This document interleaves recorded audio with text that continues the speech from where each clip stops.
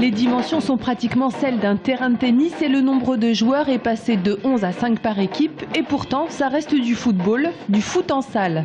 Dans cet ancien entrepôt de la rue du Danemark, 6 terrains synthétiques et une salle plus cosy, le tout orchestré par un ancien joueur de l'Olympique de Marseille.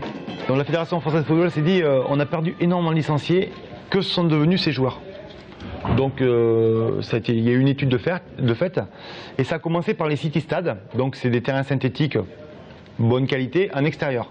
Le problème c'est que ça, on ne peut pas jouer toute l'année. Se crée alors la première entreprise de foot en salle, son nom, le Temple du foot. Après Ajaccio, puis Montpellier, la marque se développe et devient Five, un groupe d'une vingtaine de salles qui séduit tout particulièrement les 25-50 ans. Aujourd'hui, sur le terrain numéro 2, une équipe d'informaticiens de Tournord en pause déjeuner. J'ai jamais autant transpiré qu'en faisant un Five.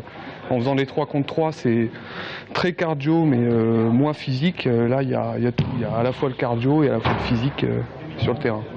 C'est à côté du boulot, il n'y a rien à préparer, tout est prêt, les terrains sont nickel. Dehors, entre midi et 2, il faut trouver des locaux, on est dépendant du temps. Que là au moins, on sait que tous les midis on peut venir jouer. Aujourd'hui, le Five est devenu leader français du foot en salle. Et après Tournord, le groupe a décidé d'investir près du CTRO aux Rives du Cher pour ouvrir son 20e centre au mois de février. Il faut savoir qu'on a quand même 10 demandes par jour d'investisseurs, de gérants, qui disent voilà, on a une enveloppe financière, est-ce qu'on peut travailler avec vous, porter votre étiquette.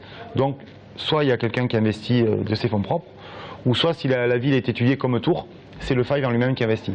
Après la Touraine, Five prendra son envol à l'international, direction l'Espagne.